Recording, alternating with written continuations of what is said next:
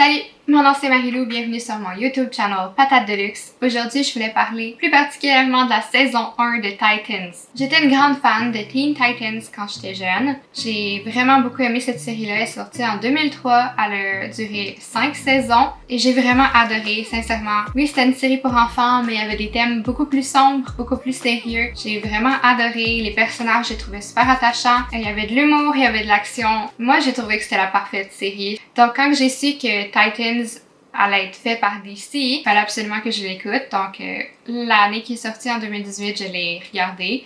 J'ai vraiment beaucoup aimé, surtout parce que c'était plus le côté nostalgique de revoir les personnages que j'aimais tant de ma série d'enfance. Mais sincèrement, je trouve que c'était une bonne série. Est-ce qu'elle avait ses défauts? Oui, c'est sûr. Mais j'ai quand même beaucoup apprécié, puis j'étais super contente quand j'ai vu qu'elle allait être renouée pour une saison 2. Puis récemment, j'ai vu qu'elle allait être renouée pour une saison 3. J'ai regardé la bande-annonce, c'est malade, ok? Moi, je pense que Titans est en train de s'améliorer, ok? La saison 1 était là, la saison 2 était là, puis la saison 3, mes attentes sont élevées. Le trailer va l'air vraiment bon, donc je m'attends à quelque chose de génial. Titans, c'est basé sur plusieurs bandes dessinées qui ont été faites sur les Teen Titans ou sur Titans en général. Certaines bandes dessinées, les Titans étaient adultes, d'autres bandes dessinées étaient toutes ados. Mais Titans a fait comme un mash-up, un peu un mélange de tout ça. Robin et Starfire, les deux sont adultes, tandis que Raven puis Beast Boy, les deux sont des ados. J'ai aimé, ça faisait différent. C'est sûr que ça fait une dynamique différente entre les personnages puisqu'ils sont pas tous ados comme dans la série Teen Titans que je vois à la télévision. Mais j'ai trouvé que c'était intéressant puis ça peut amener des sujets plus adultes. Contrairement à d'autres, j'ai trouvé que les personnages s'étaient rencontrés de manière organique, ça semblait pas trop forcé. D'autres personnes n'ont pas trouvé que ça faisait naturel, que Rachel rêve de Dick, puis que ça soit la raison pour laquelle ils se rencontrent puis qu'ils restent ensemble. Mais moi, personnellement, ça m'a pas dérangé. J'ai trouvé que ça faisait du sens, puisque le personnage de Rachel, elle a toujours été très complexe. Elle a beaucoup de pouvoirs qu'on comprend pas exactement les limites. Donc, je trouve pas que c'est poussé d'imaginer qu'elle a eu des rêves à propos de Dick. Les personnages principaux, j'ai trouvé que le choix des acteurs était vraiment bien fait. Je suis contente avec tous les choix qu'ils ont fait. Surtout pour le personnage de Dick Grayson. Je me souvenais pas que Robin était aussi hot. Je trouvais que c'est agréable de pouvoir le regarder dans cette série-là. J'ai adoré la relation entre Dick et Rachel. Dick se voyait en Rachel au moment où est-ce qu'il l'a trouvé dans la station de police. Ça donnait vraiment l'impression que Dick voyait Rachel comme étant sa petite sœur puis qu'il avait un instinct protecteur envers elle. J'ai vraiment aimé leur relation, j'ai trouvé ça super attachant. Je trouve que ça donnait l'impression que Dick voulait vraiment que Rachel ait une meilleure enfance que la sienne, puis il voulait pas qu'elle se retrouve toute seule. Les scènes de combat avec Robin, ils sont vraiment malades. C'est à ce moment-là que j'ai réalisé que c'était pas un PG-13. Il y avait vraiment des scènes de violence assez intenses, puisque Dick était pas censé être quelqu'un d'aussi violent qui tuait du monde sans avoir aucune réaction. Dick est censé être un personnage torturé, mais j'ai trouvé que dans Titans, ils l'ont peut-être poussé un peu trop sur la limite. Dans la première scène qu'on voit Dick, on réalise qu'il y a quelque chose qui s'est passé entre lui et Batman. Batman, on l'emmerde. J'ai trouvé que la relation entre Dick et Batman aurait pu être plus explorée. La seule chose que Titans nous fait comprendre, c'est que Dick en veut à Batman parce que Batman utilisait la peur comme motivation. Que Dick en veut parce qu'il pense que Batman est responsable de la personne qui est devenue puis de la raison pour laquelle il est aussi violent maintenant. J'ai beaucoup aimé la saison 1 de Titans, surtout grâce à son thème beaucoup plus sombre, sérieux, même sanglant. J'ai aimé les scènes violentes. Je trouvais que ça faisait une belle twist sur la série Teen Titans. Ils l'ont poussé vraiment dans l'univers de DC où est-ce que tout est sombre. Un des principaux points négatifs que je dois donner à Titans, c'était les effets spéciaux. Oh mon Dieu, les effets spéciaux! Il y a beaucoup à dire à propos des effets spéciaux. Beast Boy se transforme pratiquement jamais au cours de la série, ce qui est vraiment triste à voir parce que normalement, Beast Boy est censé pouvoir se transformer en tellement d'animaux. Mais dans cette série-là, ils ont décidé non, il va juste se transformer en tigre, puis vraiment pas souvent. Puis la transformation est difficile à regarder. Sincèrement, les effets spéciaux, ils sont douteux à ces moments-là. Ils ont pris une actrice magnifique pour faire Starfire, mais ils l'ont habillée comme une prostituée bas de gamme. Avec le manteau en fourrure, le tissu cheap qui ressemble à un costume d'Halloween que t'achètes au Dollarama. Souvent, j'ai trouvé que ça m'enlevait un peu du réalisme de la série. Le tissu mauve brillant scintillant me fait vraiment penser à un costume que t'achètes au Dollarama. Ça me donnait pas l'impression d'être un costume de qualité fait par une série DC. J'ai été vraiment déçue, surtout que Starfire était un de mes personnages préférés de Teen Titans, puis j'avais tellement hâte de voir comment il allait l'amener dans le monde réel.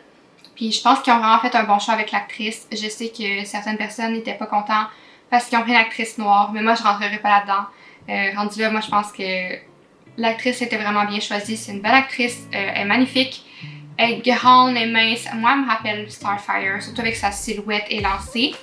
Donc moi j'ai pas de problème avec ça. Le seul problème que j'ai, c'est que ils ont pris une actrice magnifique, puis ils ont donné une perruque cheap, puis des vêtements cheap. Puis sincèrement, ça donnait un look cheap.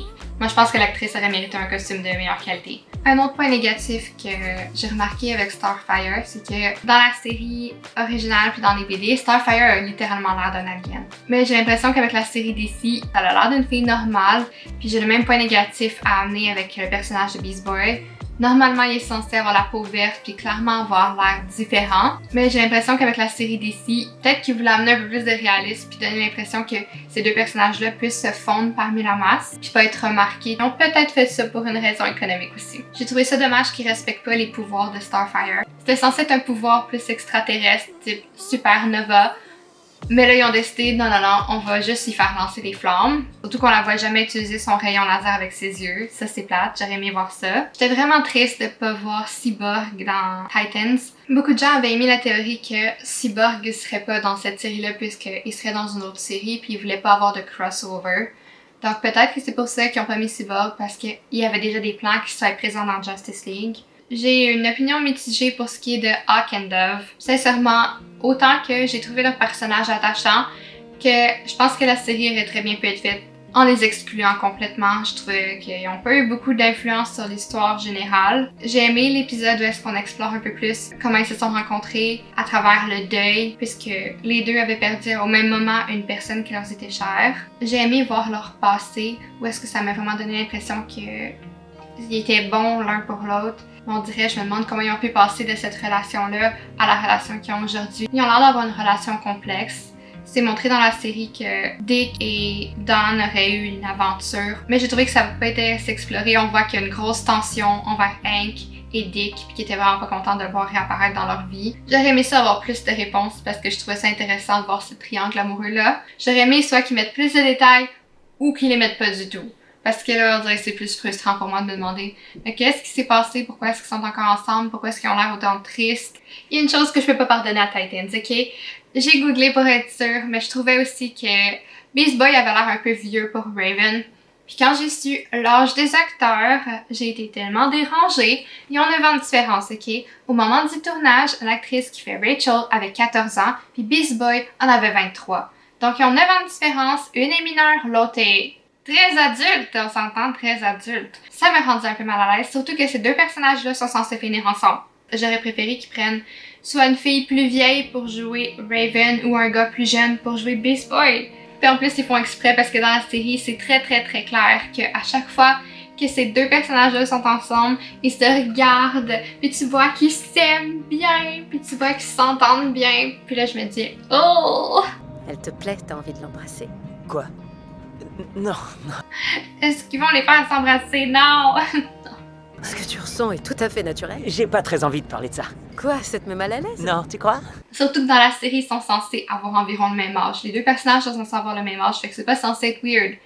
Mais le fait du choix des acteurs qui ont 9 ans de différence rend ça weird. Je trouvais ça vraiment frustrant qu'on dirait qu'à chaque 2 épisodes, Dick trouve une raison pour disparaître puis se séparer de l'équipe. J'ai l'impression que les réalisateurs utilisaient à chaque fois Dick comme moyen d'incorporer de nouveaux personnages. Ah, Dick veut abandonner Rachel avec d'autres gens qu'il connaît. Et voilà, on a amené Hawk and Dove. On va encore une fois le séparer. Maintenant, on va le faire rencontrer Wonder Girl. Maintenant, Donna Troy fait partie de cet univers-là. J'ai l'impression que c'était un peu un moyen cheap de leur part d'incorporer des nouveaux personnages sans avoir à se poser trop de questions. Mais là, il faut qu'on parle de Donna Troy. Oh my god! Ils ont pris tellement une belle fille pour la jouer. Oh mon dieu! J'adore l'actrice, moi je pense qu'elle est parfaite pour le rôle. Elle est magnifique et très badass, puis j'ai hâte de la voir plus dans la saison 2. J'ai beaucoup de sentiments à propos de Jason Todd, ok? Pas tout positif.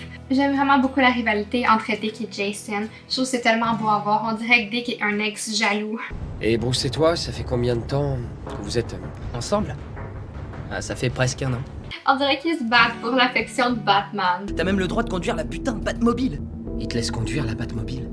Toute la saison 1, j'avais l'impression que c'était un build-up pour l'arrivée de Trigon sur Terre. Parce que dans Teen Titans, on avait compris que le père de Rachel, c'est comme Satan, mais sur stéroïdes. J'étais contente quand que Rachel a amené son père sur la planète Terre parce que je me suis dit, oh mon dieu, maintenant ça va être l'apocalypse, l'anarchie, un combat à mort pour l'humanité. Finalement, quand elle l'amène, c'est juste un dude. J'aurais aimé que quand il arrive, il soit un gros monstre. J'ai trouvé ça vraiment dommage qu'elle ait juste pris un homme normal pour jouer son rôle. J'ai trouvé ça vraiment étrange comme décision que le dernier épisode, ce soit une réalité parallèle, que peu importe ce qui arrive dans cet univers-là a aucune importance pour la réalité ou presque. Mais bon, j'ai trouvé ça cute de voir Dick avoir une famille avec Dawn, puis je me suis dit, oh, ils pourraient être heureux ensemble, ça serait tellement mieux avec lui. Hank et Dawn devraient se séparer, moi je pense qu'ils sont pas bien l'un pour l'autre. Et dans la réalité parallèle, qui est littéralement une vision créée par Trigon, on voit Dick qui finalement tue Batman après avoir vu Batman tuer plein de personnes innocentes, dont Corey. Dick écrase Batman avec son pied et devient la mauvaise version de lui-même parce que puisqu'il avait été testé par Trigon, c'est comme s'il devait choisir le mal ou le bien puis qu'il a choisi le mal qui était déjà présent en lui. On a vu tout le long de la saison 1 que Dick était tourmenté par des sentiments qu'il n'arrivait pas à expliquer, puis beaucoup de violence. On voit qu'à la fin, il choisit le mal à la place du bien. Il y a quelque chose que j'ai pas compris, ok? Si vous avez regardé la saison 2, vous allez comprendre, parce que j'imagine que je suis pas la seule qui a ressenti ça.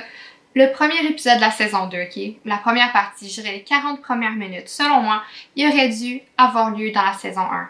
J'ai l'impression que ça a été filmé en même temps que la saison 1, puis qu'ils se sont juste dit « Ah, on a été renouvelé pour une deuxième saison, fait que tu sais quoi, on va essayer de créer un suspense, une intrigue pour amener les gens à regarder notre saison 2, mais après ça, on va partir sur un autre sujet complètement. » Parce que tu vois un shift dans la saison 2, après les 40 premières minutes, entre comment il habillait Rachel dans la saison 1, la perruque cheap, bleue, puis versus la nouvelle perruque qui a l'air un peu moins cheap, qui ont juste frisé. Je trouve c'est bizarre que les cheveux de Raven soient frisés. Il aurait pas dû faire ça, mais bon, je m'éloigne du sujet. Donc, je pense vraiment qu'il aurait dû garder les 40 premières minutes puis les coller avec la saison 1. Ça aurait fait beaucoup plus de sens pour tout le monde. Puis on n'aurait pas vu le weird glitch de voir Raven de la saison d'avant versus l'actrice qui a vieilli d'un an avec une nouvelle perruque. Ça aurait fait beaucoup plus de sens pour tout le monde. À la fin de la saison 1, après avoir regardé toutes les credits, on voit un preview pour la saison 2, puis on aperçoit mon personnage préféré de la saison 2. Oh mon dieu, il est tellement cute! Bien sûr, je parle du chien. Donc à la fin de la saison 1, après les credits, on voit un petit preview pour la saison 2, puis on aperçoit Superboy qui est en train de s'enfuir du laboratoire, puis qui prend la peine de libérer Crypto, qui est tellement cute. Puis j'adore leur relation, je trouve que c'est adorable de voir Superboy avec son chien.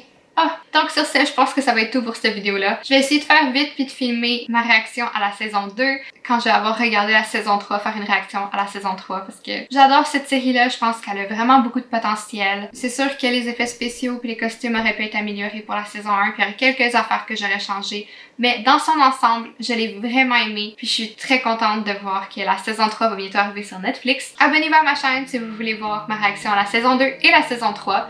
Puis sinon, moi je vous dis à la prochaine! Bye!